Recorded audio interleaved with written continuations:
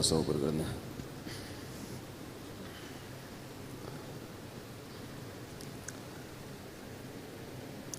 الحمد للہ نحمده ونصلي على رسوله الكريم. اما بعد فاعوذ باللہ من الشیطان الرجیم. بسم اللہ الرحمن الرحیم. بیان شروع ہونے سے پہلے ایک مسئلہ سن لیں. تراویح کی جو نماز ہے یہ اجرت لے کے پڑھانا جائز نہیں ہے. آج کل قاری لوگوں نے تراویح کی نماز کو بھی ایک بزنس بنا لیا ہے، اور یہ دور ایسا ہے کہ آپ جہاں بھی جائیں آپ کو اپنی مرضی کا کہیں نہ کہیں سے فتویٰ بھی مل جائے گا، تو وہ کہیں نہ کہیں سے فتویٰ بھی لے آتے ہیں. جتنے بھی ہمارے بڑے بڑے اکابر گزرے ہیں، مولانا اشرف علی تھانوی، رشید احمد گنگوہی، علامہ ظفر احمد عثمانی، مفتی رشید احمد لدھیانوی، مفتی محمد شفیع صاحب، مفتی محمد تقی عثمانی صاحب، یہ جو علم میں فتوے میں بدرا ماہر ہیں، ان سب کا یہ متفقہ فتویٰ ہے کہ پیسے لے کے تراویح پڑھانا جائز. اس کو بند کر دیں یار، یہ بند کر دیں، یہ شور کر رہا ہے پنکھا. پیسے لے کے تراویح پڑھانا جائز نہیں ہے. بعض لوگ یہ دلیل دیتے ہیں کہ جب فرض نماز پہ تنخواہ لینا جائز ہے تو تراویح پہ کیوں جائز نہیں ہے. فرض نماز کی ایک الگ حیثیت ہے، وہ پورے سال پابندی کرنی پڑتی ہے امام کو، وہ اس کے ساتھ کوئی جاب نہیں کر سکتا، کوئی اور کام نہیں کر سکتا. تراویح جو ہے نا ایک نفل نماز کی طرح ہے.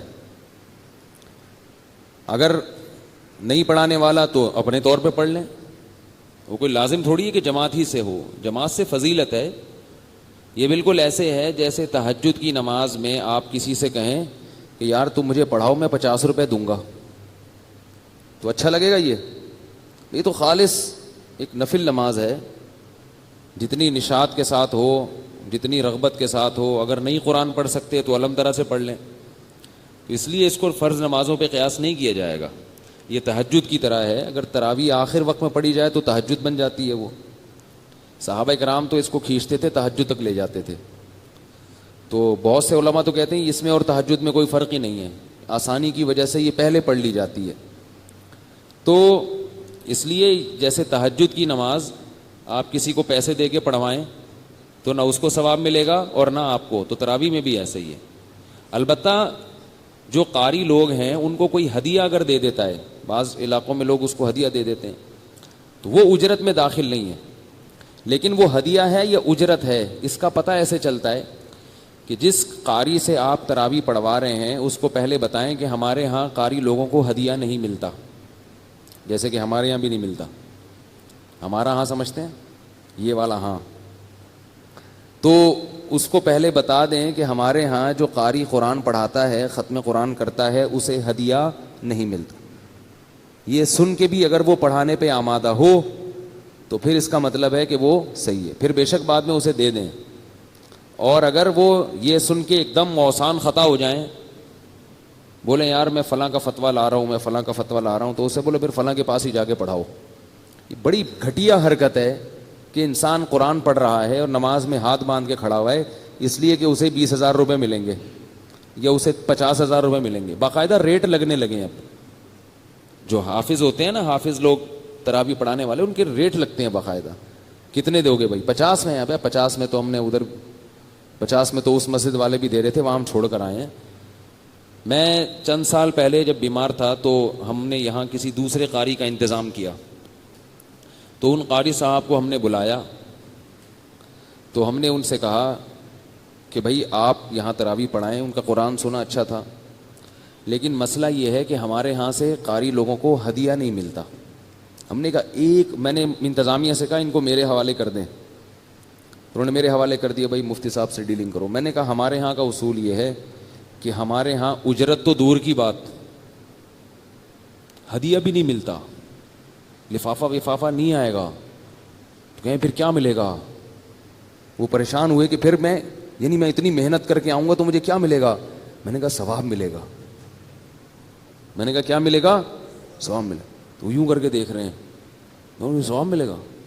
میں اتنی محنت کر کے وہاں سے آؤں گا تو میرے ٹیکسی کا آنے جانے کا، میں نے کہا وہ کرایہ ہم دے دیں گے، ٹیکسی کا آنے جانے کا کرایہ بھی ہم آپ کو دیں گے، اور جب آپ یہاں آؤ گے تو تراویح کے بعد کھانا بھی ہم کھلائیں گے آپ کو، کیونکہ ظاہر ہے تھکے ہوئے ہو گئے، اب گھر جاؤ اتنی دیر، تو کھانا بھی ہمارے ذمے، پیسے نہیں ملیں گے ٹھیک ہے نا، باقی پیسے نہیں ملیں گے. تو ٹیکسی کے کرائے میں کچھ بچ جائے تو وہ بھی آپ کا ہے. چلو اب اتنا کیا نیچ پنا انسان دکھائے کہ کتنے پیسے لیے ٹیکسی والے نے ٹھیک ہے نا، یہ بھی غلط ہے، لیکن وہ ہوگا ٹیکسی کا کرایہ. تو وہ بڑے سٹ پٹائے، ادھر ادھر سے ان لوگوں سے رابطہ کیا، یہ کیا وہ کیا. بہرحال کیونکہ وہ عادی نہیں تھے نا اس چیز کے، سنا نہیں تھا ایسے، لیکن اللہ کا شکر ہے ان میں اخلاص تھا. انہوں نے کہا کوئی بات نہیں، ثواب ملے گا تو میں ثواب کے لیے پڑھاؤں گا. پھر پتہ نہیں لوگوں نے ان کو دیے نہیں دیے، مجھے معلوم نہیں ہے، لیکن وہ ہمیں امید ہو گئی تھی. تو جب بھی کسی قاری سے پڑھوائیں اس کو بلائیں، بولیں ہماری مسجد میں صرف اور صرف کیا ملتا ہے؟ ثواب ملتا ہے، اس کے علاوہ کچھ بھی نہیں ملتا. تو قاریوں کی باقاعدہ تشکیلات ہوتی ہیں، اور ہر ایک کے فتوے کو فالو نہ کیا کرو. لوگ میرے پاس حوالے دیتے ہیں فلاں مفتی صاحب کا فتویٰ، فلاں مفتی، ایسے بھائی فتویٰ ہر ایک کا مل جاتا ہے. جن مفتی صاحب کا فتویٰ بتایا جاتا ہے نا کہ وہ تراویح کو جائز کہتے ہیں اجرت، تو وہ مفتی صاحب اسٹرابری کو بھی حرام کہتے ہیں. تو پھر اسٹرابری کو بھی حرام کہیں ان کے کہنے سے. ایک مفتی صاحب ہیں ہمارے لیے قابل احترام ہیں، وہ کہتے ہیں کہ تراویح کی اجرت جائز ہے، 50,000 60,000 باقاعدہ بولیاں لگتی ہیں. تو جو طلبہ ان کو فالو کرتے ہیں میں ان سے کہتا ہوں کہ وہی مفتی صاحب یہ بھی کہتے ہیں کہ اسٹرابری حرام ہے، تو اس میں تم ان کو نہیں مانتے. کہتے ہیں ابے نہیں، یہ تو بالکل ہی غلط ہے. تو اس کا مطلب یہ ہوا کہ بھائی جو ملک کے دوسرے بڑے مفتی حضرات ہیں جو اس فیلڈ میں ماہر ہیں، جن پر سب اعتماد کرتے ہیں اور دلیل بھی ان کی مضبوط ہے، تو ان کے فتوے ہی کو فالو کیا جائے گا. کسی پر طنز کرنا جائز نہیں ہے، سب ہمارے لیے قابل احترام ہے، لیکن یہ نہیں کہ جہاں سے بھی جو فتویٰ اٹھائے بس فالو. اور غیرت اور حمیت کیا کہتی ہے؟ ایک ایک حرف پہ اتنا ثواب ملتا ہے، قرآن کی تلاوت کے ایک ایک حرف پہ اتنا ثواب ملتا ہے کہ جس کی کوئی انتہا نہیں ہے. وہ سارا پیسے لے کے آپ کیا کر دیتے ہو؟ ضائع کر دیتے ہو. البتہ سامع کے لیے اجرت لینا جائز ہے، وہ تعلیم میں داخل ہے. سامع جو بنتا ہے نا اس کے لیے اجرت لینے کے ہمارے بعض اکابر قائل ہیں، اس لیے کہ یہ تعلیم میں داخل ہے. قرآن کی تعلیم کی اجرت آپ لے سکتے ہیں. جیسے قاری لوگ بچوں کو پڑھاتے ہیں نا تو تعلیم دے رہے ہیں نا. ایک تو ہے قرآن پڑھنے کی اجرت، یہ جائز نہیں ہے. مثال کے طور پر آپ آئے کسی کے پاس اور آپ نے کہا کہ یار ایک پارہ پڑھ دو، 5 روپے دوں گا، تو یہ پارہ پڑھنے کا ثواب نہیں ملے گا. یہ 2 رکعت نماز پڑھ لو، میں 20 روپے دوں گا آپ کو. تو ایسے تھوڑی ہے نماز 20 روپے میں، نمازیں بھی کریں گے 20 روپے میں. لیکن اگر کوئی یہ کہتا ہے مجھے پوری نماز سکھا دو، اس نماز سکھانے کے آپ کو میں اتنی فیس دوں گا، یہ جائز ہے. تو ایسے ہی قرآن پڑھنے کے پیسے لینا جائز نہیں ہے، لیکن قرآن سکھانے کے پیسے لینا جائز ہے. تو سامع جو ہے یہ قاری کے لیے بمنزلہ معلم کے ہوتا ہے. وہ کہتا ہے کہیں گڑبڑ کی تو میں پکڑ لوں گا. تو اس سے فائدہ کس کو ہوتا ہے؟ قاری کو، کہ اس کا قرآن بھی پکا ہو جاتا ہے، اس کو اعتماد بھی ہوتا ہے کہ میں بالکل صحیح جا رہا ہوں. ہمارے والا جو چھٹانکی ہے نا، یہ اتنا سامنے کھڑا کیا ہوا ہے، یہ بعض دفعہ غلط بھی بتاتا ہے بیچارہ، لیکن صحیح بھی بتاتا ہے. تو کبھی کبھار غلط بھی بتاتا ہے تو میں اس کو چھیڑتا نہیں ہوں کہ چلو یار. بعض دفعہ نہیں، یہ سوچے سمجھے بغیر پھینک دیتا ہے وہاں سے.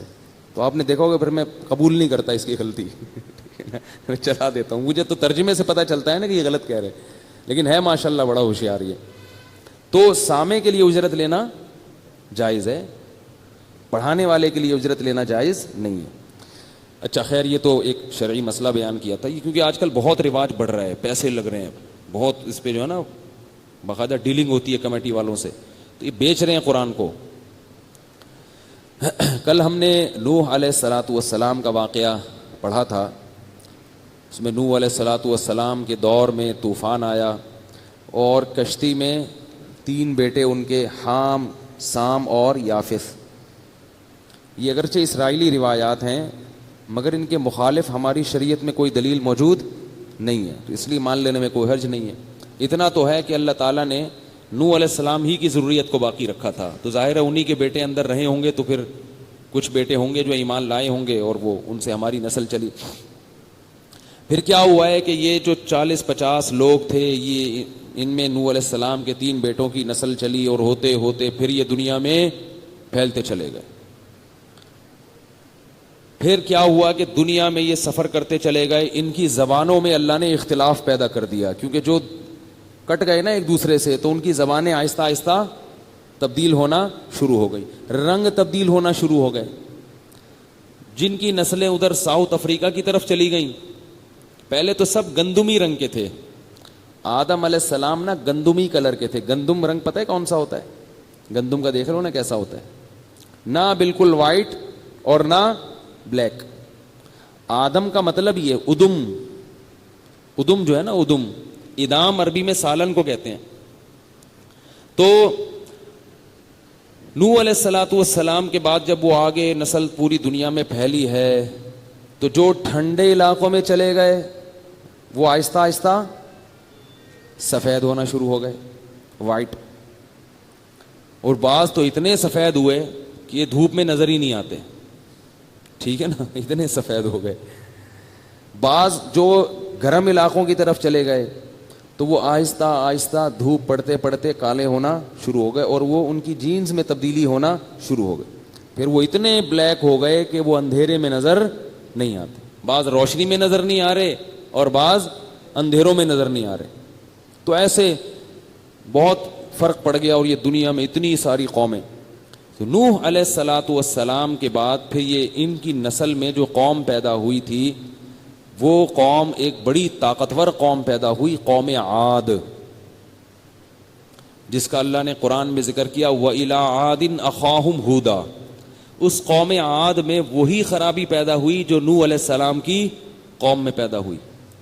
یاد رکھو, جہاں بھی کسی قوم میں آپ کو گمراہی نظر آئے گی, اس گمراہی کے پیچھے عقیدت میں غلو, مذہب میں غلو, عقیدت میں غلو, یہ چیز اس کے پیچھے ہوگی. نوح علیہ السلام کی قوم نے بت پرستی کیوں شروع کر دی تھی؟ بزرگوں کی عقیدت میں غلو. تو قوم عاد نے بھی یہی گڑبڑ شروع کر دی, انہوں نے بھی بت پرستی شروع کر دی. اور قوم عاد ایک اور کام کیا کرتی تھی, دنیا سے بے پناہ محبت. حالانکہ یہ نوح علیہ السلام کی اولاد میں تھے سارے, اتنی محبت تھی دنیا سے, اور انہوں نے ٹیکنالوجی میں بڑی ترقی کی تھی, کیونکہ بڑے طاقتور بھی تھے, بڑے اوزار بنا لیے تھے انہوں نے. تو یہ کیا کرتے تھے کہ یہ بڑی بڑی چٹانوں کو تراشتے تھے, اس میں کئی سال لگا دیتے تھے. چٹان کو تراشنا اور تراش کے اندر محل کھڑا کر دینا, یہ آسان کام, بولو نا بھائی, نہیں. آج بھی آسان نہیں ہے. اینٹوں سے گھر بنانا آسان ہے, لیکن چٹانوں کو تراشنا اور ایسے اندر تراش کے خوبصورت محلات کھڑے کر دینا, یہ لوگ کیا کرتے تھے. تو ان کے ہاں اب فخر شروع ہو گیا تھا. جیسے ہم لوگ کیا ہے نا, بحریہ ٹاؤن میں 10 پلاٹ, وہ کہہ رہے میرے پاس 20 پلاٹ ہیں, پہلے والا بے ہوش ہو کے گر جاتا ہے, اور جس کے پاس کوئی پلاٹ ہی نہیں ہے وہ تو ویسے ہی خودکشی کر لیتا ہے کہ یار بحریہ ٹاؤن میں پلاٹ ہی نہیں ہے, نام ہی نہیں نکلا میرا. تو ان میں کیا شروع ہو گیا؟ مقابلے بازی. اب آئیے نا, آپ ہمارے گھر آئیے نا, وزٹ کریں نا, وہ چٹان کے اندر, چٹانیں بھی مضبوط ہوتی ہیں نا پہاڑوں کی, سنگ مرمر کا اندر گھر بنا ہوا ہے, کیسا لگتا ہوگا, اور کتنی محنت اس میں. اب دیکھو یہ کام وہ حلال پیسوں سے کر رہے ہیں, اپنی محنت سے کر رہے ہیں, مگر اللہ نے پیغمبر کو کہا کہ ان کو سمجھاؤ کہ یہ کام چھوڑ دو. یہ بات بھی سمجھنے کی ہے بحریہ ٹاؤن والوں کے لیے خاص طور پہ, یہ کام کیا کرو, چھوڑ دو. اس لیے کہ گھر کی جو تمہاری ضرورت ہے اس کے لیے تمہیں اتنی محنت کی ضرورت نہیں ہے, اتنی لمبی تمہاری عمر نہیں ہے. یہ تو تم گھر بنا رہے ہو تو ہزاروں سال رہے گا, اور تم نے رہنا کتنا ہے, جو بھی عمر ہوگی ان کی 60 سال 70 سال, یا ہو سکتا ہے 500 سال ہوتی ہے. نوح علیہ السلام میں, کل میں نے بیان میں کوئی 9,500 سال بول دیا نوح علیہ السلام کی عمر غلطی سے. بھائی وہ 9,500 سال تو ابھی بھی زندہ ہوتے. اگر ان لوگوں کی عمریں 9,500 سال ہوتی تو ابھی ان لوگوں کے بچے ابھی ہمارے سامنے بالغ ہوئے ہوتے. ٹھیک ہے نا, تو وہ غلطی سے منہ سے نکل جاتی ہیں, ان چیز چلا دیا کریں. جیسے وہ میں نے ایک کلپ ہے میرا تراویح پر, تو اس میں حضرت امام شافعی 80 ہجری میں پیدا ہوئے, امام ابو حنیفہ 80 میں پیدا ہوئے تھے. امام شافعی پہ میں نے لگا دیا اس کو. اب لیکن یہ ریکارڈنگ ایسی چیز ہے کہ جو غلطی ایک دفعہ نکل گئی وہ ریورس نہیں ہوتی. فرشتے جو ریکارڈنگ کرتے ہیں نا ہماری, اس میں توبہ کر لو تو وہ مٹا دیتے ہیں. فرشتے بھی تو ایک ایک چیز نوٹ کر رہے ہیں. لیکن اس میں ہم اللہ سے توبہ کر لیں, اللہ غلطی ہوئی تو اللہ کہتے ہیں فرشتوں سے اسے کیا کرو, مٹا دو. لیکن جو ویڈیو ریکارڈنگ ہے نا, یہ نہیں مٹتی, یہ نہیں مٹتی. اب ہٹا بھی دیا میں نے تو پھر بھی 10 لوگوں کے پاس چلا جاتا ہے, وہ پتہ نہیں کہاں سے کہاں بات نکل جاتی ہے. تو نوح علیہ الصلوۃ والسلام نے, ایک اور چھوٹی سی بات کہہ دوں آپ کے سامنے, ڈاکٹر ذاکر نائک کے بارے میں میرا ایک کلپ چل رہا ہے. اس کلپ میں نے بیان کوئی اور تھا, درمیان میں کوئی بات آ گئی, تو وہ درمیان والی بات سے لوگ یہ سمجھے ہیں کہ میں ڈاکٹر ذاکر نائک کے میں نے خلاف کہا ہے, حالانکہ میں نے ان کے خلاف نہیں کہا, نہ میری نیت تھی, نہ میں نے کوئی ایسا لفظ استعمال کیا ہے. لیکن اس بیان سے یہ تاثر لگ رہا ہے کہ میں ان کا یا تو مذاق اڑا رہا ہوں یا ان پہ طنز کر رہا ہوں. تو اس لیے میں ذرا اس کی وضاحت کر دوں. اس بیان میں نے یہ بتایا کہ لوگ مجھ سے جب میں مسئلہ بتاتا ہوں تو حوالہ مانگتے ہیں کہ بھئی حدیث نمبر بتاؤ, صفحہ نمبر بتاؤ. تو میں ان سے کہتا ہوں کہ میں دن میں اتنے مسائل لوگوں کو بتاتا ہوں کہ اگر میں ہر مسئلے پہ حوالہ دینا شروع کر دوں تو یہ میرے بس میں نہیں ہے, اتنا نہیں ہو سکتا. تو پھر لوگ ہم پہ طنز کرتے ہیں کہ ڈاکٹر ذاکر نائک بھی تو ہر چیز کا حوالہ دیتے ہیں. تو اس کا میں نے اس کلپ میں جواب دیا تھا کہ بھائی ڈاکٹر ذاکر نائک سے جس نوعیت کے, مخصوص نوعیت کے مسائل پوچھے جاتے ہیں ان پہ حوالہ دینا آسان ہے. مفتی سے جس قسم کے مسائل پوچھے جاتے ہیں ان میں ایک تو پوچھے اتنے سارے جاتے ہیں دن بھر میں, اور اتنے منفرد نوعیت کے ہوتے ہیں, ان پہ حوالہ دینا بہت مشکل ہے. 24 گھنٹے میں ایک ہی مسئلہ بتا سکیں گے. پھر میں نے اس کی مثال دی تھی کہ جیسے وراثت میں کوئی 1980 میں انتقال ہو گیا, کوئی پھر یوں ہو گیا, پھر یوں ہو گیا, پھر مجلے والے نے ٹائلیں لگا دی, پھر نلکا لگا دیا, تو اب بتاؤ کہاں سے حوالہ دے گا. تو تحقیق کرنی پڑتی ہے نا پوری اس کی. تو اس کا مطلب لوگ یہ سمجھ رہے ہیں کہ میں ڈاکٹر ذاکر نائک کے حوالے دینے کے خلاف ہوں, یعنی ڈاکٹر ذاکر نائک جو حوالہ دیتے ہیں غلط کرتے ہیں. ایسا نہیں ہے بھائی, حوالہ تو دینا چاہیے اور وہ بالکل صحیح کرتے ہیں, حدیث کا حوالہ یا جو قرآن کی آیت کا حوالہ. میں صرف یہ بتا رہا ہوں کہ میں کیوں نہیں دیتا, اس لیے کہ ہمارا کام ان کے کام سے مختلف ہے. یہ مطلب نہیں ہے کہ ان کا حوالہ دینا غلط ہے. بات آ گئی ہے سمجھ میں؟ تو کسی کی بات کو سمجھا کرو, پھر اس پہ طنز کیا کرو. اس کلپ پہ لوگوں نے نیچے بڑے طنز مارے ہوئے, ابے یہ مولوی لوگ جل رہے ہیں ذاکر نائک سے, ابے بھائی یہ جو ہے نا وہ کام کر رہے ہیں نا, تو ان سے ہو نہیں رہا وہ کام. تو کہاں سے کہاں لے جاتے ہیں بات. میں تو صرف یہ بتا رہا ہوں کہ ہم حوالے کیوں نہیں دے سکتے اتنے زیادہ. اور یہ بھی ڈاکٹر ذاکر نائک کا ایک کمال ہے کہ اتنے سارے حوالوں کو ذہن میں محفوظ رکھنا. یہ بھی ایک بلا کا حافظہ ہے, یہ بھی ایک خداداد صلاحیت ہے, ہم اس کے بھی قائل ہیں. البتہ یہ بار بار میں بتاتا ہوں کہ وہ مفتی نہیں ہے, تو مسائل میں ان سے غلطی ہوتی ہے. اور 3 طلاق کے مسئلے میں جو وہ ایک کہتے ہیں یہ مسئلہ 100% غلط ہے. لیکن اس میں بھی یہ ہے کہ جب کسی کی آپ بات کو غلط قرار دیں تو اس کی اسی بات کو غلط کہا جاتا ہے, اس سے بندہ غلط نہیں ہو جاتا. کیسے سمجھائیں یار؟ جب آپ کسی کے بارے میں, جیسے میں نے ممبر پہ کہا کہ ڈاکٹر ذاکر نائک صاحب کی یہ بات غلط ہے, تو لوگ پتہ کیا سمجھتے ہیں, لوگ کہتے ہیں مفتی صاحب ڈاکٹر ذاکر نائک کو غلط کہہ رہے ہیں. او بھائی, کسی کی ایک بات کو غلط کہنے سے یہ لازم نہیں آتا کہ وہ بندہ ہی غلط ہے. بندہ تھوڑی غلط ہے. ایسے تو ہم نے بھی اپنے اکابر سے بعض چیزوں میں اختلاف کیا ہے. احس الفتاوی ہمارے حضرت کی کتاب ہے, اس میں بعض مسائل سے ہم نے اختلاف کیا ہے. اور ہمارے اکابر کے بہشتی زیور میں 15 شعبان کا روزہ لکھا ہوا ہے, سنت ہے. آپ میرا بیان سنیں, ہم کہتے ہیں سنت نہیں ہے, اس کو ثواب سمجھ کے رکھنا بدعت ہے. تو اب اس کا یہ مطلب تھوڑی ہے کہ معاذ اللہ حکیم الامہ مولانا شرف علی تھانوی معاذ اللہ غلط تھے. ہماری کیا اوقات کہ ہم ان کو غلط کہیں بھائی, ہماری تو کوئی اوقات نہیں ہے. تو اس لیے یہ ہماری جو قوم ہے نا, یہ بات سمجھتی نہیں ہے, بات کو نکل پڑتی ہے رات کو. ٹھیک ہے نا, یہ ہماری قوم کا ہے, تو یہ سمجھ لیں اس کا. خیر, تو نوح علیہ الصلوۃ والسلام کا قوم عاد میں کیا خرابی پیدا ہوئی؟ ایک تو بت پرستی, دوسرا کیا تھا تتخذون مصانع لعلکم تخلدون. گھر ایسے بناتے تھے جیسے اس میں ہمیشہ رہنا ہے, مرنا نہیں ہے. تو ہود علیہ السلام کو اللہ نے ان میں سے بھیجا, انہی کی قوم میں سے. وَإِلَىٰ عَادٍ أَخَاهُمْ هُودًا, اسی قوم میں سے اللہ نے منتخب کیا. یہ بھی اللہ کی حکمت ہے کہ اللہ تعالیٰ جب پیغمبر بھیجتے ہیں تو جس قوم میں بھیجتے ہیں نا اسی میں سے سلیکٹ کرتے ہیں. اس سے پتہ کیا پتہ چلتا ہے کہ جو عالم جس قوم کا ہو نا, وہ اس قوم کی رسومات کو اور اس قوم کی جو ترجیحات ہیں ان کو زیادہ سمجھتا ہے وہ, اور اس کو پتہ ہوتا ہے کہ اس قوم کو کیسے سمجھانا ہے. اس لیے ہر قوم میں علماء ہونے چاہیے. نہیں یار یہ بات میرا خیال ہے. اپنے خاندانوں میں سے کسی نہ کسی کو عالم بنایا کریں. وہ پھر آپ کے خاندان میں جس طرح سے کام کرے گا نا, کوئی غیر نہیں کر سکتا. اسے پتا ہوگا کہ میرے خاندان میں کیا گڑبڑیں ہو رہی ہیں, لیکن بنائیں اس کو ذرا مضبوط. اگر ڈھیلا ڈھالا ہوا نا تو آپ کے خاندان کی جو برائیاں ہیں وہ بھی اسی میں ہوں گی, وہ انہی میں اسی میں چل رہا ہوگا. تو اللہ تعالیٰ نے ہود علیہ السلام کو بھیجا. ہود علیہ السلام نے سمجھایا, پتہ نہیں کتنے سال سمجھاتے رہے, مگر بات سمجھ میں نہیں ہے.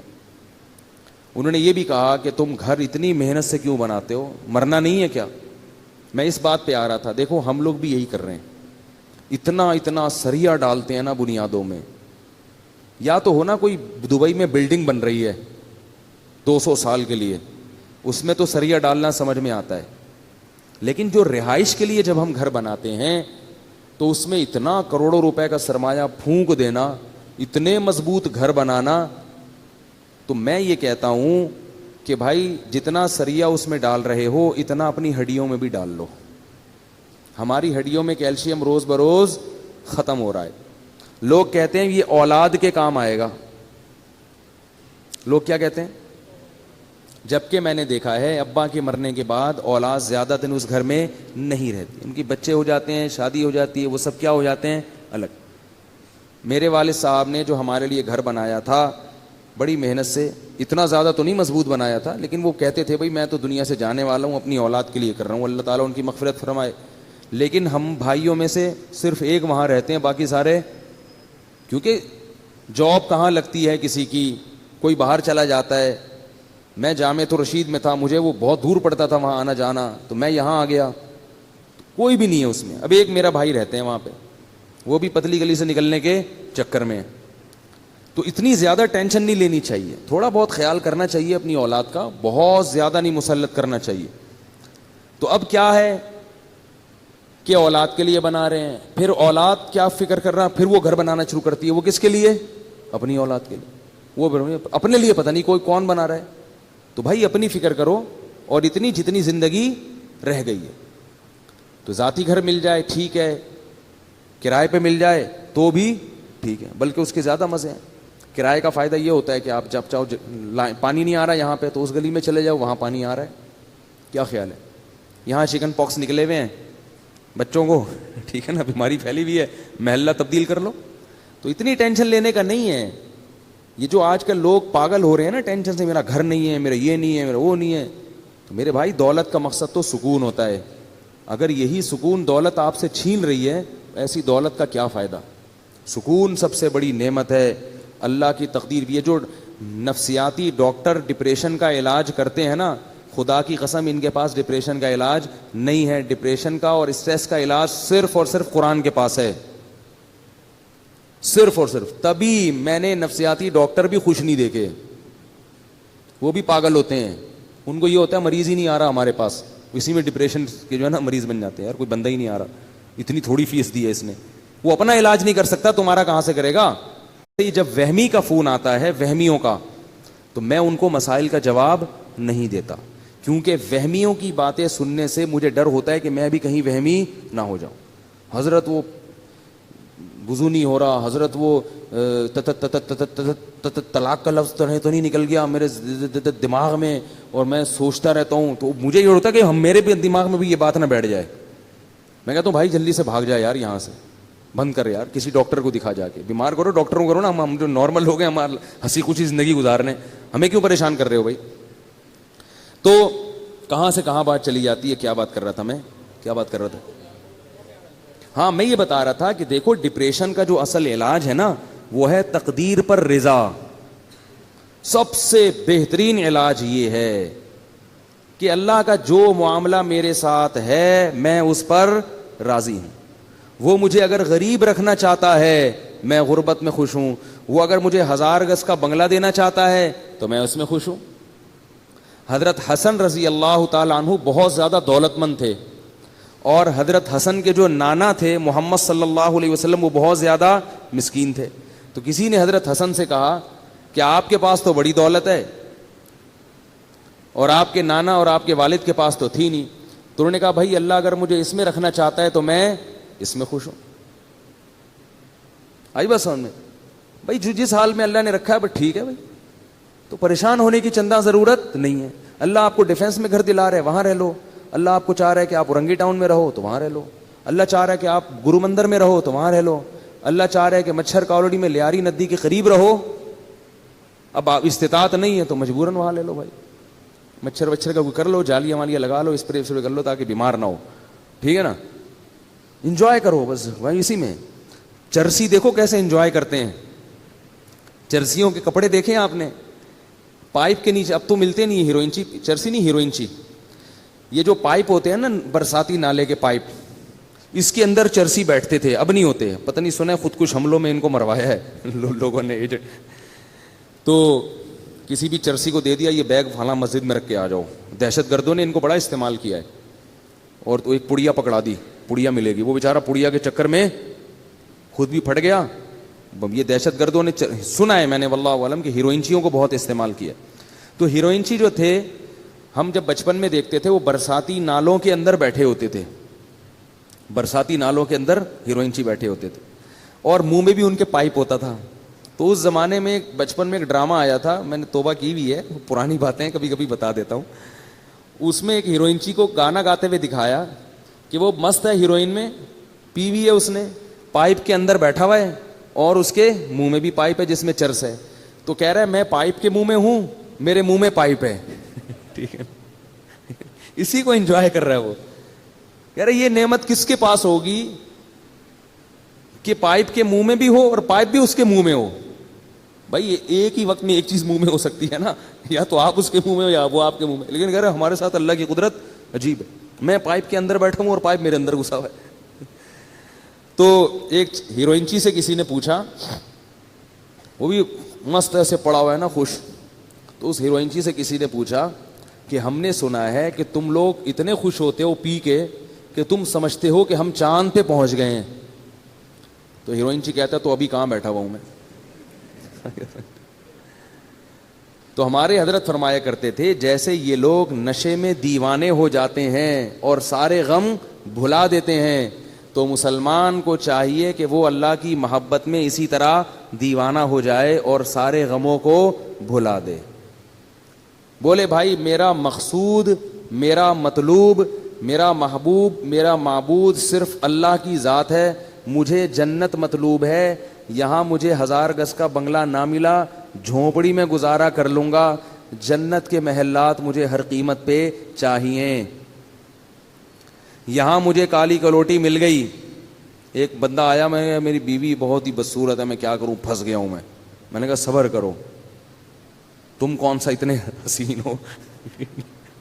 ہمارے جو ہے نا ایک جامعہ میں ایک لڑکا تھا، اس کی شادی ہوئی تو ہمارے استاذ کے پاس آیا.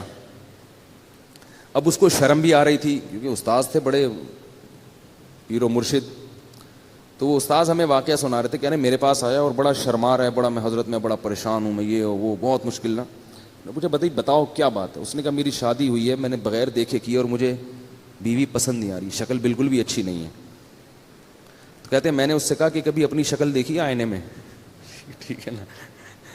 تو کہتے اس نے کہا ہاں میں نے دیکھی ہے. کہہ رہے ہیں اب اس نیت سے دیکھو کہ میں کیسا ہوں. ایک تو ویسے ہی دیکھتا ہے نا انسان بال سیٹ کرنے کے لیے یا کوئی منہ پہ کچھ لگا ہوا تو نہیں، اس نیت سے دیکھو کہ کیا میں بھی ان لوگوں میں شمار ہوتا ہوں جس کو کوئی خوبصورت ملے. اس نیت سے اب جا کے دیکھو، اپنے نئے نقش نا، پوری ناک کا سائز وائز سب چیزیں چیک کرنا، جا کے کلر ولر بھی دیکھنا اچھی طرح سے. تو وہ کہتے ہیں کہ وہ اس نے دیکھا اور آ کے کہا الحمدللہ میں مطمئن ہو گیا ہوں. ٹھیک ہے نا، کہ اس ڈیزائن میں مجھے یہ بھی غنیمت ملی ہے. تو ڈپریشن، پریشان، یہ ناشکری ناشکری ناشکری، ہر وقت کیا ہے؟ ناشکری. اتنی ناشکری ہے اس سے کیا ہو جاتے ہیں؟ ڈپریشن کے مریض بن جاتے ہیں. اگر خوش رہو گے بھائی، یہاں جیسی تیسی مل گئی، جنت میں کیا مل جائے گی؟ اگر صبر شکر سے زندگی گزاری تو جنت میں کیا ملے گا؟ حور ملے گی. جنت دنیا میں جو کچھ ملتا ہے نا ہم کو اور آپ کو، وہ اس میں ہماری محنت کا دخل نہیں ہوتا، اس میں تقدیر کا دخل زیادہ ہوتا ہے. کیسے کیسے بدصورت لوگ ہیں، بہت خوبصورت عورتیں مل جاتی ہیں، کیسی کیسی بدصورت عورتیں ہیں، بہت خوبصورت شوہر مل جاتے ہیں. با اخلاق لوگوں کو بد اخلاق بیوی مل جاتی ہے, بد اخلاق کو با اخلاق, تو ایسے سارا سیٹ اپ چل رہا ہے.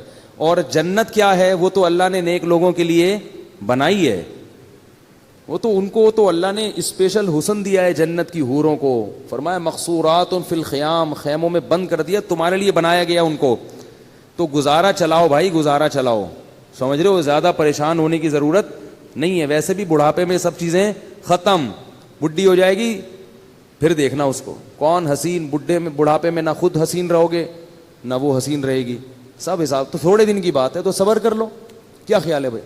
یا پھر وہ کام کرو جو میں بولتا رہتا ہوں, گناہ کی طرف مت جاؤ, گناہ کی طرف مت جاؤ, اس کی ٹھکائی لگے گی. گناہ کی طرف جاؤ گے تو کیا ہوگا, حساب و کتاب دینا پڑے گا اس کا. تو اللہ تعالیٰ نے مسلمان کو ٹینشن فری بنایا ہے. مسلمان کو غم ہوتا ہے تو صرف کون سا غم, کہ یار جنت میں پہنچنا ہے میں نے, اللہ راضی ہو جائے. پھر اس حال میں اللہ اگر آپ کو پیسہ بھی دے دے, آپ کوشش کریں, ہاتھ پہ ہاتھ رکھ کے بیٹھ جانا یہ دین ہمیں نہیں سکھاتا. دنیا میں کامیاب ہونے کی بھی کوشش کریں, کوشش میں کامیابی ہو جائے تو بھی ٹھیک ہے, کامیابی نہیں ہو تو بھی ٹھیک ہے, بس خوش رہے انسان اس پہ. تو اب وہ قوم, اب یہ گھروں کا میں اس لیے کہتا ہوں کہ نبی صلی اللہ علیہ وسلم نے فرمایا بدترین چیز جس پہ انسان کا پیسہ خرچ ہو وہ تعمیر ہے. صحیح حدیث ہے بالکل. آپ کے پاس اگر بہت سارا پیسہ ہے نا تو سب سے پہلے کیا کریں, آپ اچھی خوراک کا انتظام کریں. پیٹ میں اچھی چیز اترنی چاہیے, جیم جیلی اور یہ ساری چیزیں چھوڑ دیں, شہد کھایا کریں, ڈالڈا گھر سے نکال دیں. جب اللہ نے آپ کو مالی وسعت دے دی, زیتون اور دیسی گھی لا کے ڈبے رکھ دیں گھر میں. بیگم جو پکے گا گھی میں پکے گا, 10 انگلیاں گھی میں اور سر کڑھائی میں, ٹھیک ہے نا. اب گھی پکے گا ہمارے. بادام کھائیں. ہمارے حضرت کو اللہ نے غربت میں رکھا تو حضرت کے پاس پیسے ہی نہیں ہوتے تھے کچھ کھانے کے, تو وہ 60 سال حضرت نے غربت میں خوشی میں گزارے. اتنی غربت تھی میرے شیخ و مرشد کے پاس 60 سال کی عمر تک, کہ فرماتے ہیں کہ میرے پاس انڈا خریدنے کے پیسے نہیں ہوتے تھے. اور عالم کتنے بڑے تھے, دارالعلوم کورنگی کے شیخ الحدیث تھے, سب سے بڑا مرتبہ. کتنا بڑا ادارہ ہے نا دارالعلوم کورنگی. حضرت مفتی محمد شفیع صاحب رحمہ اللہ کے نائب سمجھے جاتے تھے. اور لیکن لوگوں کو پتہ نہیں چلتا تھا آپ کی غربت کا, کیونکہ رہتے اتنے استغنا کے ساتھ تھے نا کہ لوگ ان سے قرضے مانگنے آتے تھے. یہ نہیں کہ غربت میں اپنے پھٹے پرانے کپڑے پہن کے ایسا صورت بنا لی کہ لوگ مولوی صاحب پہ ترس کھا کے پیسے دینا شروع کر دیں. نہ نہ نہ, بڑا استغنا. اور فرماتے ہیں کہ میرا گھر بھی ذرا دور تھا کچی آبادی میں, کیونکہ پیسے تھے ہی نہیں کہ پکی آبادی میں گھر لے لیں. تو فرماتے ہیں میں پتہ کیا سوچتا تھا کہ میں چونکہ بادشاہ ہوں اور بادشاہ ذرا ہٹ کے رہتا ہے, بادشاہ تھوڑا سا, تو کہہ رہے ہیں ہمارا اسٹائل تھوڑا سا کیا ہے, ہٹ کے, خوش رہتے تھے. کہتے ہیں ایک دن کیا ہوا کہ ایک مہمان ہمارے گھر آیا, دال کھلائی ہم نے, پھر کچھ دنوں کے بعد آیا, دال پکی ہوئی تھی, پھر آیا, دال پکی ہوئی تھی. تو ایک دن آگے کہتے ہیں آپ لوگ کیا دال کے علاوہ کچھ نہیں پکتا؟ وہ مہمان بھی تنگ آ گیا نا. تو حضرت فرماتے ہیں کہ اس کے بتانے سے میری توجہ گئی ہے کہ ہمارے ہاں بہت دنوں سے دال پک رہی ہے. اور اللہ نے ان کو اہلیہ بھی ایسی ہی دی تھی, صبر شکر والی, بڑی تعریفیں کرتے تھے اپنی زوجہ کی, وہ ابھی تک ماشاءاللہ حیات ہیں, اللہ ان کی عمر برکت. اللہ فرماتے ہیں کہ مجھے حور بھی مل جاتی تو میں اتنا خوش نہ ہوتا. اللہ نے مجھے ایسی بیوی دلا دی ہے جو ایسی صبر شکر والی ہے جو لاکھوں میں کسی ایک کو ملتی ہوگی, بلکہ کہتے تھے کسی ایک کو بھی نہیں ملی ایسی بیوی. بڑی تعریفیں کرتے تھے اپنی زوجہ کی, کیونکہ انہوں نے کبھی بھی ناشکری, وہ دیکھتی تھی بھائی میرے شوہر غریب ہیں تو جو وہ بھی تو دال ہی کھا رہے ہیں نا, تو ہم بھی دال کھا رہے ہیں, کوئی بات نہیں, اسی پہ گزارا کریں گے. اور ہمارے حضرت کو وہ دعاؤں کی وجہ سے ملی تھی یہ بیوی. ہمارے حضرت کا واقعہ لکھا ہے, وہ بتاتے تھے کہ بچپن میں حضرت کا رشتہ طے کر دیا کسی خاتون سے. اب ان میں حیا بہت تھی, وہ تو پہلے زمانے میں تو نہیں ایسا ہوتا تھا کہ پہلے طے کر لو, ابا کو بتا دو, ابا کرنی ہے کرو نہیں تو میں جا رہا ہوں. یہ تو اب ہوتا ہے نا. پہلے تو وہ لڑکے جب بالغ ہوتے تھے, ایک تو بالغ ہوتے ہی ماں باپ ان کی شادی کی فکر کرتے تھے, ان میں حیا ختم ہونے سے پہلے ان کو گھر بار کا کر دیتے تھے. تو ہمارے حضرت کا جب بالغ ہوئے تو حضرت فرماتے ہیں مجھے تو شرم آتی تھی شادی کا نام لیتے ہوئے بھی. ابا نے کہیں ہماری منگنی کر دی, طے کر دیا. اب ابا کو کیسے کہیں ابا یہ پتہ نہیں, یہ ہمارے حضرت تو دیندار تھے بچپن سے, والد صاحب بھی ان کے فرماتے ہیں مجھے بہت دیندار چاہیے تھی, صبر شکر والی. تو کہتے ہیں کہ میں نکل گیا کھیتوں میں, کھیتوں میں جا کے چپکے سے سجدے میں گر کے میں نے اللہ سے دعا مانگی, رویا اللہ کے سامنے, اے اللہ اگر تیرے علم میں یہ میرے لیے بہتر نہیں ہے تو یہ رشتہ کسی طرح سے توڑوا دے. زبان کے چونکہ پکے تھے تو خود نہیں توڑنا, زبان دے چکے ہیں, یہیں کسی طرح جان چھڑوا دے یہاں سے, اور ایسی جگہ کروا دے جو میرے لیے بہتر ہو. تو اللہ کی قدرت یہ ہوئی کہ لڑکی والوں نے خود ہی انکار کر دیا کوئی عذر بنا کے. تو پھر حضرت کی یہاں شادی ہوئی جہاں جن کو ہم پیرانی صاحبہ کہا کرتے تھے. تو حضرت بڑی تعریفیں کیا کرتے تھے, اور اتنی ان میں حیا تھی کہ وہ حضرت ان کا فرماتے تھے کہ علماء دعوتیں کرتے تھے تو اس میں لوگ اپنی اپنی اہلیہ کو لے کے جاتے تھے. مفتی محمد شفیع صاحب نے کہا کہ آپ بھی اپنی اہلیہ کو لے کر آئیں. میں نے کہا ٹھیک ہے. میری اہلیہ نے کہا میں گھر کی چار دیواری سے باہر نہیں جاؤں گی. بس جائز ہے جانا, یہ نہیں کہہ رہا کہ نبی صلی اللہ علیہ وسلم بھی اپنی زوجہ کو لے کے گئے دعوت پہ, لیکن ان کا مزاج ایسا تھا بھائی میں گھر میں, مجھے نہیں جانا. تو فرماتے ہیں مفتی شفیع صاحب بڑے خوش ہوئے, کہتے جب ہمارے گھر میں ٹیلی فون لگا, حضرت کے گھر میں پردہ ایسا تھا, مزدور 4 مہینے کام کر کے گئے ہیں. ایک مزدور نے کہا یار یہاں کیا جنات رہتے ہیں؟ کیوں بھائی؟ کہہ رہے میں نے 3 4 مہینے اس گھر میں کام کیا, کسی عورت کی آواز میرے کان میں آج تک نہیں پڑی. وہ ذاتی طور پر یہ چیزیں آدمی ڈنڈے کے زور سے تھوڑی بیوی سے یہ سب کچھ کروا سکتا ہے, تو اپنے اندر تقویٰ ہو. اتنا ان میں تھا کہ ان کی آواز کبھی مردوں کے کان میں ان کی اہلیہ کی نہیں پڑتی تھی. تو حضرت فرماتے میں نے جب ٹیلی فون لا کے رکھا گھر میں, ضرورت تھی فون لگوایا, تو میں نے یہ کیا کہ بھائی دیکھو جس عورت میں یہ تقویٰ نہیں ہے نا تو اس کو برا مت سمجھو. جہاں شریعت نے گنجائش دی ہے وہاں گنجائش دی ہے. عورت مرد سے ضرورت کی بات بھی کر سکتی ہے, ضرورت کے وقت گھر سے باہر بھی نکل سکتی ہے. یہ تو اوپر لیول کا ہے نا, وہ یہ تو اپنے زبردستی نہیں کر سکتے اس چیز میں آپ. عورت اگر خود اپنی مرضی سے ایسا کرنا چاہے تو ٹھیک ہے, وہ زیادہ اچھی بات ہے, لیکن آپ زبردستی نہیں کر سکتے ان چیزوں پہ. تو فون میں کیا ہوا, حضرت نے فون لا کے رکھا, فرمایا کہ آپ جب فون آئے آپ جب اٹھائیں تو جب ان نون پرسن ہونا تو بات نہ کریں اس سے. اور پتہ کیسے چلے گا کہ اپنی بہو بیٹی کا فون ہے تو فون پہ تھوڑا سا ہاتھ مار دیں, اگر آگے سے عورت کی آواز آئی ہے تو بات کر لیں, یا اپنے کسی بیٹے کی آواز آئی تو بات کر لیں, ورنہ بات نہ کریں. ہم اگر گھر میں کہہ دیں کہ بھائی جب فون اٹھاؤ تو بولو نہیں, تو میرا خیال ہے اگلے دن بیان نہیں ہوگا. بولیں گے پتہ نہیں کس فنڈامنٹلسٹ سے, بنیاد پرستوں سے کہاں پھنس گئے ہیں, طالبان سے شادی ہو گئی ہے. ٹھیک ہے نا. لیکن ہم بھی ایسے ہی ہیں, ہم کون سا اتنے پرہیزگار ہیں. تو اتنا ہی تقویٰ ہونا جتنا, یعنی بھائی جتنے خود ہو اتنے ہی دوسرے پہ کو مکلف بناؤ نا. حضرت تو خود بھی بڑے پرہیزگار تھے نا. تو حضرت فرماتے ہیں میں نے کہا اپنی اہلیہ سے کہ یوں کرنا, تو انہوں نے کہا میں نے فون کے قریب ہی نہیں جانا, میں نے فون اٹھانا ہی نہیں ہے, مجھے اس سے ویسے ہی کیا ہے الرجی. یہ مردوں کا کام ہے فون سننا. فون جس نے بیٹے بیٹی کا فون آئے گا تو آپ سن لو, پر مجھے بتا دیا کرو تو میں بات کر لوں گی, ورنہ میں اس طرف نہیں جاتا. تو بڑی اللہ نے صبر شکر والی زندگی دی تھی ان کو. تو حضرت فرماتے ہیں اسی غربت کی ایام میں ایک انڈے والا آیا, ٹھیک ہے نا, انڈے بیچ رہا تھا. تو وہ ابلے ہوئے انڈے نا, تو وہ کہتے ہیں ہمارے گھر آیا, بولے مولوی صاحب کتنے انڈے لیا کرو گے آپ مجھ سے؟ بھئی آپ کے گھر کے اتنے افراد ہیں, میاں بیوی ہیں, بچے بھی ہیں. تو اس کا خیال تھا کہ 4-6 انڈے تو لے لیا کریں گے. حضرت فرماتے ہیں میں نے کہا نہیں, ہمارے یہاں پہلے سے کوئی انتظام ہے, ایسا کر دیا. حالانکہ فرماتے ہیں کہ اصل بات یہ تھی میرے پاس انڈا خریدنے کے پیسے, بولو بھائی, نہیں تھے. لیکن اس کے سامنے اپنی غربت نہیں بتانی, میرے پاس پیسے ہی نہیں ہیں. وہ کہ چلو زکوٰۃ والے انڈے پھر میں آپ کو دے دیا کروں گا. بات یہ ہے کہ غربت بھی ہو مگر ایسا اس پہ استغنا, اور چہرے پہ ایسی بشاشت اور ایسا استغنا ظاہر کرنا ہے کہ ہم سے بڑا سیٹ دنیا میں کوئی ہے ہی نہیں. اور حضرت فرماتے ہیں کہ یہ صرف زبان سے نہیں کہتا تھا, دل میں بھی سمجھتا تھا, دل میں بھی سمجھتا تھا کہ اللہ نے مجھے بہت دیا ہے. صرف اوپر اوپر سے نہیں کہ لوگوں کو بیوقوف بنانے کے لیے, دل میں بھی یہی تھا, بہت دیا ہے بھائی. فرماتے تھے کہ میں 2 وقت کی روٹی کھا رہا ہوں بھائی, اور کیا چاہیے, خالی روٹی بھی کافی ہے, تو اللہ نے مجھے دال بھی دی ہے. اس پہ سوچ سوچ کے خوش ہوتے تھے کہ دال بھی دی اللہ نے مجھے, واہ واہ سبحان اللہ, اتنا خوش ہوتے تھے اس پہ, دال بھی ہے. اور اپنے شیخ کی زیارت کے لیے لاہور جایا کرتے تھے, پورے سال تنخواہ سے پیسے جمع کر کر کے ٹرین کا ٹکٹ ہوتا تھا, پورے سال کی تنخواہ سے کاٹ کاٹ کے ایک دفعہ کا چکر لگتا تھا. یہ حالت تھی. اور پھر کیا ہوا ہے کہ پودوں کا بڑے مزاج ان کے, غربت تھی مگر مزاج شاہانہ تھا. گرینری کا بڑا شوق تھا, پھول لگانے کا, پودے لگانے کا, خوشبوؤں کے استعمال کا. تو پودے لگانے کے لیے نا ان کے پاس وہ نہیں تھا, شاور نہیں ہوتا وہ پانی دینے کے لیے, اس میں پتہ نہیں کیا ٹیکنیکل چیز کر کے ایک شاور بنایا تھا حضرت نے, تھا بڑی صفائی ستھرائی. تو کیا ہوا کہ حضرت کی اہلیہ بیمار ہو گئی. اب میں اہلیہ کا بتاؤں کیسا توکل تھا. اہلیہ بیمار ہو گئیں, ڈاکٹر کے پاس گئے تو ڈاکٹر نے کہا کہ ان کے جسم میں وٹامنس کی کمی ہے. پھل فروٹ کھانے کو, پھل فروٹ تو ملتے ہی نہیں تھے حضرت کو, غربت میں کہاں پھل کھا سکتے ہیں. تو بتایا کہ ان کو آپ پھل فروٹ کھلائیں. کیا کھلائیں؟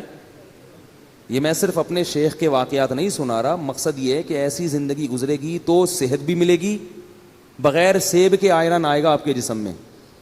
اور ٹینشن والی زندگی گزارو گے نا, سیب کے جوس بھر بھر کے پی لو پھر بھی آئرن کی کمی ختم نہیں ہوگی. آپ پھر فرماتے ہیں میں لے گیا ڈاکٹر کے پاس, ڈاکٹر نے کہا ان کو سیب کھلائیں, آم کھلائیں, یہ کھلائیں, وہ کھلائیں. پھر فرمایا پیسے ہی نہیں تھے سیب کھلانے کے. تو حضرت فرماتے ہیں میں نے سوچا کہ بھائی ڈاکٹر کو اللہ نے جو علم دیا ہے نا وہ اس حساب سے صحیح بات کر رہا ہے, لیکن اگر میری بیوی کو سیب کی ضرورت ہوتی تو اللہ مجھے سیب کے پیسے دیتے. جب نہیں ہے تو اس کا مطلب اللہ ویسے ہی آئرن کی کمی انشاءاللہ پوری کر دے گا, اور اللہ ان کو ویسے ہی ٹھیک کر دے گا. بیوی بھی کیونکہ توکل والی. پھر وہی مثال اپنی اور آپ کی مثالیں آتی ہیں ذہن میں. ہم ہوتے کتنے تانے سننے کو ملتے ہیں بھائی, اب کہیں سے لے کر آؤ, سیب لاؤ, چوری کا ہو کہیں سے وہ لے کر آؤ. میں تو کہہ رہی تھی کھانے کو نہیں ہے, دال کھائیں گے تو یہ تو یہی ہوگا نا, روٹی کھا کھا کے, تو آئرن کہاں سے پیدا ہوگا. ڈاکٹر سارے کہتے ہیں سیب کھانا ضروری ہے, اور یہ کھانا ضروری ہے, اور وٹامن کی گولیاں کھانا, جائیدادیں کھانا بھی ضروری ہے. کیا کیا کھا گئے ہیں مگر پھر بھی کمی پوری نہیں ہو رہی, پھر بھی بیمار ہیں. وقت سے پہلے بال سفید ہو رہے ہیں, 20 25 سال کے لڑکوں کے بال سفید ہو رہے ہیں, گر رہے ہیں. عجیب حالت ہے یار, 30 سال کا بندہ 50 سال کا لگ رہا ہے آج دیکھنے. سب کچھ کھا کے بھی یہ حال ہے, توکل نہیں ہے, اللہ پہ اعتماد نہیں ہے. تو حضرت فرماتے ہم آ گئے, ہم نے کہا بھائی ہمارے پاس تو نہیں ہے, بس اس اللہ ویسے ہی پوری کر دے گا. اللہ نے کر دی. وہ ماشاءاللہ اب تک زندہ ہیں, 90 سال تو میرا خیال ہے ان کی عمر ان کی اہلیہ کی ہو گئی, جن میں وٹامن کی کمی تھی. ٹھیک ہے نا, 90 سال سے زیادہ ان کی عمر ہو گئی ہے ماشاءاللہ, اور ہوش و حواس میں. اللہ ان کی عمر میں اور زیادہ برکت دے. حضرت کا انتقال ہو گیا, وہ پھر بھی زندہ ہیں. تو پھر اللہ نے 60 سال کی عمر کے بعد حضرت کو کیا دیا. حضرت کی زمینیں تھیں وہ بکی ہیں, اور کچھ وراثت ملی, بہت اللہ نے پیسہ دیا. پھر اتنی دولت آئی حضرت کے پاس, پھر حضرت نے اسٹائل اپنا چینج کر دیا. جو میں بتانا چاہ رہا ہوں کہ بھئی جب تک نہیں ہے تو دال روٹی کھاؤ, جب ہے تو پھر اسی حساب سے کھاؤ جب اللہ دے رہا ہے. پھر جو نوٹ آتے تھے حضرت کے پاس, دولت کی محبت پھر بھی نہیں تھی, تو حضرت نے بہت سارا پیسہ لگا دیا الائنس میں. وہ ضیاء-الحق کے دور میں ایک الائنس والے نکلے تھے, وہ سارا پیسہ ڈوب گیا. ڈوبا ہے تو حضرت کی پیشانی پر اتنا سا بھی بل نہیں آیا, پر ذرا بھی پریشان نہیں ہوئے. جبکہ جن لوگوں کے پیسے اس وقت ڈوبے تھے ان میں سے بہت سے لوگ ہارٹ اٹیک سے مر گئے. تو حضرت نے ان کا نام رکھا شہدائے الائنس. شہدائے الائنس, یہ الائنس والوں کو. اور حضرت فرماتے ہیں کتنی گھٹیا موت ہے, پیسے چھن گئے تو مر گئے. کیا دکھاؤ گے منہ اللہ کو؟ اللہ کہے گا کھانے کو روٹی تو مل رہی تھی, سر چھپانے کی جگہ تو تھی. تو حضرت کا بہت سارا پیسہ ڈوب گیا, مگر حضرت پر ایسے ذرہ برابر بھی پیشانی پہ لکیر نہیں آئی. کیوں؟ وہ کہتے تھے یار رہنے کے لیے گھر تو ہے نا, اور کھانے کے لیے روٹی تو مل رہی ہے, تو وہ تو ویسے ہی مسافر خانہ ہے, ساتھ تھوڑی لے کے جانا ہے. ٹھیک ہے نا, ایسے ہی خوش ہے. جو حضرت کے ساتھ اس وقت تھے نا, وہ کہتے ہیں کہ ہم نے اتنا زیادہ کسی میں حوصلہ نہیں دیکھا, اتنی بڑی رقم ڈوب گئی ہو اور بڑے آرام سے بیٹھے ہوئے ہوں, بڑے آرام سے, کچھ ہو ہی نہیں رہا. حضرت گھر کو گھر کہتے ہی نہیں تھے, مسافر خانہ کہتے تھے. جب سعودی عرب سے آئے ہیں عمرہ کر کے, تو وہ گھر پہنچ گئے اپنے. تو جو میزبان تھے نا سعودیہ میں, انہوں نے حضرت کو فون کیا کہ آپ گھر پہنچ گئے ہیں. انہوں نے کہا میں مسافر خانے میں بیٹھا ہوں ناظم آباد کے. پھر 2 دن بعد فون کیا, حضرت گھر پہنچ گئے. انہوں نے کہا بھی ناظم آباد کے مسافر خانے میں ہوں. اس نے کہا آپ مسافر خانے میں کیا کر رہے ہیں, گھر کیوں نہیں جا رہے ہیں؟ انہوں نے کہا بھائی یہ مسافر خانہ ہی ہے, گھر ور نہیں ہوتا مسلمان کا. اور واقعی اب دیکھو نا, حضرت کا جنازہ اٹھ گیا نا, قبر میں چلے گئے, ثابت ہو گیا نا کہ واقعی وہ کیا تھا, مسافر خانہ تھا, ثابت ہو گیا. تو ہم لوگ ہیں بیوقوف جو گھر کو گھر سمجھتے ہیں. تو کیا تھا کہ حضرت کو جب اللہ نے دولت دی تو نوٹوں کی گڈیاں رکھی ہوتی تھی اتنی بڑی بڑی, اس میں سے حضرت اپنی ضرورت کے پیسے رکھتے تھے, باقی سارے فی سبیل اللہ صدقہ، اس میں سے گیس کا بل نکالیں گے. جو ضرورت کی چیز خریدنی ہے، گاڑی خریدی حضرت نے، گاڑی کیسی خریدی؟ اب دیکھو پیسہ آتا ہے تو لوگ اپنے اوپر خرچ نہیں کرتے، یہ بھی کنجوسی ہے. وہ بحریہ ٹاؤن میں پلاٹ لے لو، بس پلاٹ لے لو، بس پلاٹ لے لو. ابے بھائی خرچ کرو اللہ کے بندو. حضرت نے ایک فلیٹ بھی خریدا، وہ اس لیے خریدا کہ میں آج مر جاؤں گا تو یہ مدرسے کا گھر ہے، میری زوجہ کہاں رہیں گی. اس نیت سے خریدا کہ میرے مرنے کے بعد میری زوجہ کے لیے انتظام، بولو نا بھائی، ہونا چاہیے. اور بچے کی سب کی شادیاں ہو گئی تھی، وہ الگ ہو گئے تھے، الگ رہتے تھے، تو ان کا تو انتظام ہو گیا. بس ایک زوجہ میں اگر مر گیا تو ان کا کیا بنے گا؟ یہ تو مدرسے کا گھر ہے، ٹھیک ہے نا. تو یہ مدرسہ یہاں رہتا ہے نہیں رہتا، تو بھائی ان کے لیے فلیٹ خرید لی. وہ بھی جب اللہ نے بس وہ فلیٹ گئے نہیں، اس میں گئے نہیں. اس کے علاوہ باقی پیسوں کا کیا کرنا ہے؟ اب کیا پلاٹ خریدنا، کیا گھر خریدنا؟ گاڑی خریدو. سب سے پہلے خوراک، حضرت نے سب سے پہلے پیسہ کہاں خرچ کیا؟ خوراک. بھائی خوراک، اب پہلے تو اللہ چلا رہا تھا بغیر خوراک کے ہی، پیسے نہیں تھے. اب اللہ کہے گا اب ہے تو اب تو سیب کھاؤ نا، آئرن کی کمی، ورنہ آئرن کی کمی ہوگی. دولت مند آدمی اگر سیب نہیں کھاتا اس میں آئرن کی کمی ہوتی ہے. غریب آدمی کچھ بھی نہ کھائے پھر بھی فٹ رہتا ہے، کیونکہ اللہ نے اس کو دیا ہی نہیں کچھ، تو اللہ کہتے ہیں اسی میں پوری کر دوں گا میں. شیر کو آئرن کی کمی کے لیے سیب کھانا پڑتا ہے بھائی. شیر میں وٹامن سی کی کمی کہاں سے پوری ہوتی ہے؟ وہ صرف گوشت کھاتا ہے، اور اسی گوشت میں وٹامن اے بھی ہے، ڈی بھی ہے، سی بھی ہے، سب کچھ ہے اس میں. تو اللہ ہر چیز سے ہر چیز پوری کر سکتے ہیں. ہم خالی گوشت کھانا شروع کر دیں تو مر جائیں گے تھوڑے دنوں میں. تو اب کیا تھا کہ حضرت نے سب سے پہلے کس پہ توجہ دی؟ خوراک. خوراک ایسی خاندانی، اوہو ہٹو بچوں، بادام صبح، اور ایک گلاس خالص دودھ، بہترین خاندانی قسم کا سیب چھلا ہوا. چھلکے فرماتے تھے، ڈاکٹر نے ایک دفعہ حضرت کو کہا کہ چھلکوں میں طاقت زیادہ ہوتی ہے. حضرت فرمایا پھر چھلکے آپ کھایا کریں. ٹھیک ہے، مزاح بہت تھا ہمارے حضرت کی. خوش ہوتا ہے نا انسان تو مزاح بھی ہوتا ہے طبیعت میں. فرمایا پھر یہ آپ کھائیں گے وٹامن، ٹھیک ہے نا. تو اس لیے کہ چھلکے ہضم نہیں ہوتے نا، وہ وٹامن کا کیا کرنا ہے جو ہضم ہی نہ ہو. ڈاکٹر بھی تو بعض پھینکو ہوتے ہیں، بس بول دیتے ہیں، یہ نہیں دیکھتے کہ اس کا کیا نقصان بھی ہوگا، کیا فائدہ ہوگا. چھلکوں میں طاقت زیادہ ہے. اللہ کے بندے، چھلکے اللہ نے جانوروں کے لیے بنائے، ان کو بھی تو کچھ کھانے دو. تو ساری چیزیں خود کھا جاؤ گے تو بکری کیا کھائے گی؟ ٹھیک ہے نا. تو اب جو ہے وہ چھلکے حضرت نے فرمایا کہ آپ کھائیں. وہ چھلا ہوا سیب کھایا کرتے تھے، میٹھا. جب سیب کا موسم ختم ہو جاتا تھا، اچھے سیب ملنا بند، تو سیب کا ناغہ نہیں. حضرت کی مطالعہ بہت تھا نا، حکمت پر، ایلوپیتھک سائنس پر بھی مطالعہ تھا، اور ہومیوپیتھک پر بھی، اور حکیموں کی کتابیں بھی پڑھی ہوئی تھی حضرت نے. تو خوراک کی بڑی ریسرچ تھی. وہ فرماتے تھے کہ نہار منہ میٹھا سیب جس نے کھا لیا تو اللہ اس کو ڈاکٹروں سے ہمیشہ کے لیے محفوظ رکھے گا. اور واقعی حضرت کو اللہ نے ڈاکٹروں سے بچایا ہوا تھا. تو جب موسم ختم ہوتا تو پھر پوری دنیا میں تحقیق ہوتی کہاں کا سیب سب سے اچھا ہے. تو پھر ٹورنٹو سے حضرت کے لیے سیب کی پیٹیاں آیا کرتی تھیں. سیب کا ناغہ نہیں ہونا چاہیے. بادام، سیب اور بھنے ہوئے چنے یہ کھاتے تھے. اسی طرح میں جب بھی حضرت کے گھر گیا ہوں، کھانا بڑا اسٹائلش دیکھا ہے، وی آئی پی قسم کا خاندانی کھانا تھا. کھاتے بہت تھوڑا تھے مگر کھاتے بہت اچھا تھے. پگڑی بڑی مہنگی تھی. ایک دفعہ میں نے قیمت پوچھ لی تھی، وہ زمانے میں بڑی ہزاروں روپے کی پگڑی تھی حضرت کی. حضرت فرماتے تھے کہ سر کی پگڑی اور سر کی ٹوپی کی قیمت آپ کے جوتے سے زیادہ ہونی چاہیے. جوتا مہنگا ہے، ٹوپی کیا ہے؟ سستی. اس کا مطلب سر کو اتنا پروٹوکول نہیں دے رہے، پاؤں کو عزت زیادہ دے رہے ہو. حضرت کا جو سفید رنگ کا کرتا ہوا کرتا تھا وہ بہت مہنگا تھا، بہت مہنگا. اور خوشبوئیں اللہ کی پناہ، اتنی اتنی سی خوشبوئیں. اس دور میں 95 کی بات کر رہا ہوں، 50 ہزار روپے کی 95 میں وہ حضرت نے خوشبوئیں رکھی ہوئی تھیں. اور کمرہ اتنا خوبصورت ڈیکوریٹ کیا ہوا تھا، ایسے نہیں کہ وہ اس کو چھچورا پن بنا دیا، اس کو چھمک چھلو بنا دیا وہ کمرے کو، لیکن اتنا خوبصورت کمرہ تھا حضرت کا کہ جب جاتے تھے تو بس دل چاہتا تھا کہ یہاں سے نہ نکلیں. اس میں عود کی خوشبو چل رہی ہوتی تھی ہر وقت. بڑا خوبصورت کمرہ تھا، جنہوں نے دیکھا ہے وہ جانتے ہیں. وہ تو باقاعدہ دیکھنے جایا کرتے تھے ہم. پھر حضرت کی کرسی بیٹھنے کا، پھر 24 گھنٹے ایئر کنڈیشن میں رہتے تھے، 24 گھنٹے. بہت وی آئی پی زندگی گزاری. مکان نہیں بنایا، پلاٹ نہیں خریدا، کہ مر جائیں گے، اپنی ذات پہ لگاؤ. ایک بس سنا دوں گاڑی خریدنے کا واقعہ، سنا ہوا ہوگا. پھر حضرت نے کھوجا کہ گاڑی ہونی چاہیے. حضرت نے کیا سوچا کہ کیا ہونا چاہیے؟ یہ میں آپ لوگ کو بتا رہا ہوں کہ پیسے جمع مت کرو اللہ کے بندو. یہ کوئی قصے کہانیاں نہیں سنا رہا, میں قصے کہانیاں نہیں سنا رہا. حضرت نے کہا گاڑی ہونی چاہیے.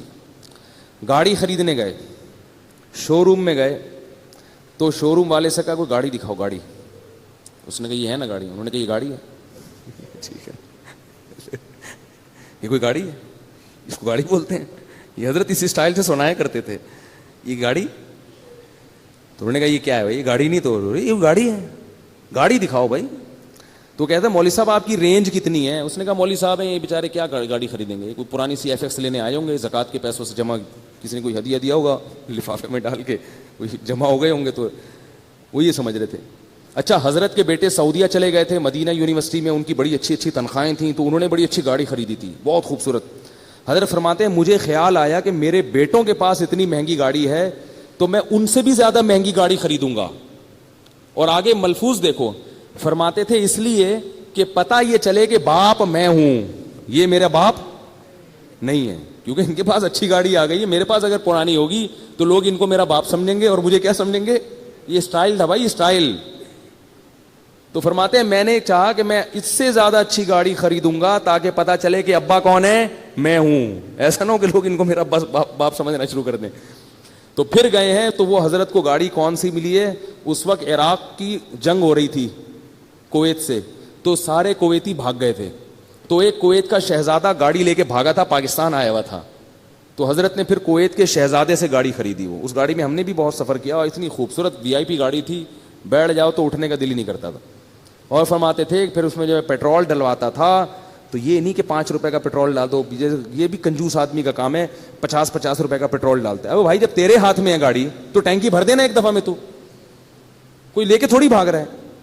وہ بھی دماغ میں ایک ہوتا ہے نہیں بھروں گا نہیں, بار بار پیٹرول پمپ پہ لائن لگا کے کھڑا ہوا ہوگا, مگر ایک دفعہ تسلی سے بھرے گا نہیں. تو فرماتے میں جب پیٹرول پمپ پہ جاتا تھا تو ٹینکی بھرتا تھا میں, اور وہ بھرنے میں بہت ٹائم لگتا تھا, لوگ مڑ مڑ کے دیکھ رہے ہوتے تھے بھائی کس کی گاڑی ہے یہ. تو حضرت فرمایا کرتے تھے گاڑی بڑی ہونی چاہیے, ٹینکی بھری ہوئی ہونی چاہیے, یہ حضرت کا ملفوظ تھا. جب دولت اللہ نے دی تو اسٹائل بولو نا بھائی چینج ہو گئی. تو جو اپنی ضرورت کی گاڑی کے پیٹرول کے پیسے نکال لیے, گیس بجلی کا بل نکال لیا, کھانے کے پیسے نکال لیے, اس کے بعد جتنے پیسے تھے حضرت گنتے نہیں تھے, وہ سارے فی سبیل اللہ صدقہ, گنے نہیں بس سب صدقہ. اتنا بڑا اللہ نے دل دیا تھا. یہاں تک کہ جن مدارس میں پڑھایا تھا 20 سال, ان سے جو تنخواہیں لی تھیں وہ تمام تنخواہیں واپس کر دی حضرت نے ان کو. بہت سخاوت کے دریا تھے بھائی وہ, تو ایسے ایسے نوٹ ایسے اٹھا کے نا غربا اور مساکین اور مدارس پہ اور مختلف جگہوں پہ خیر کے کاموں پہ خرچ کرتے تھے. کیسے اسٹائل سے زندگی گزاری بھائی انہوں نے, خوش, اور چہرہ ایسا چمکتا تھا, سرخ چہرہ ان کا, دیکھ کے لگتا ہی نہیں تھا ان کو کوئی بیماری. کیونکہ آدمی جب خوش ہوتا ہے بیمار تھوڑی ہوتا ہے. ایک دفعہ ڈاکٹر آئے ان کو دیکھنے کے لیے, ویسے ہی کسی نے, حضرت ڈاکٹروں کے پاس نہیں جاتے تھے, تو ڈاکٹر جب آیا نا تو انہوں نے کہا کہ اس نے کہا کہ آپ کو کوئی بیماری نہیں ہے, 78 سال کی عمر میں. حضرت نے کہا آپ کو کیسے پتا چلا؟ انہوں نے کہا آپ کا جو فیس اور آپ کا جو باڈی ہے نا اس سے پتہ چل رہا ہے کہ نہ آپ کو شوگر ہے, نہ بلڈ پریشر ہے, کوئی بیماری نہ, فٹ فاٹ نہیں. تو اتنی زبردست صحت تھی. لیکن اس کے باوجود حضرت پھر کیا کرتے تھے, موت کے لیے تیار. ہمارے ہاں کسی کے پاس پیسہ ہو, صحت بھی ہو, تو کہے میں مروں نہیں باقی سب کچھ ہو جائے. تو حضرت فرماتے تھے کہ جب بیمار ہو گئے نا آخری وقت میں, تو علماء کچھ ملنے کے لیے آئے, انہوں نے کہا آپ کی طبیعت بہت خراب لگ رہی ہے, ہم آپ کو دیکھ کے پریشان ہو رہے ہیں. تو فرمایا کہ 75 سال کی عمر میں آدمی نہیں مرے گا تو کب مرے گا بھائی, ٹھیک ہے نا, مرنے تو آرام سے, خوشی خوشی دنیا سے گئے ہیں, اب تو مرنے کا ٹائم ہے, کوئی بات نہیں اب جانے. اور فرماتے تھے کہ میں 63 سال کی جب میری عمر ہوئی تھی تو مجھے اس کے بعد سے پھر زندہ رہتے ہوئے شرم آنے لگی تھی.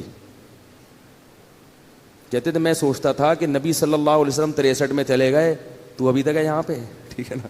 کہتے مجھے شرم آتی تھی یار, اب میں ابھی بھی زندہ ہوں. اور فرماتے تھے کہ جب میرے بچوں کے بھی بچے ہو گئے تو وہ مثال دیتے تھے کہ جب پلیٹ فارم پہ نئی گاڑی آتی ہے تو پرانی والی گاڑی کو پلیٹ فارم چھوڑنا پڑتا ہے. تو میں کہتا تھا میرے تو بچوں کے بھی بچے ہو گئے, میں ابھی تک پلیٹ فارم پہ بیٹھا ہوا ہوں, تو جا ہی نہیں رہا میں. تو ایسا آدمی ٹینشن لے گا کسی چیز کی؟ بولو نا بھائی, صحت کا خیال بھی کر رہے ہیں, سب کچھ ہے, بس اللہ نے جب اٹھانا تھا اٹھا لیا, کتنے آرام سے دنیا سے چلے گئے آرام سے.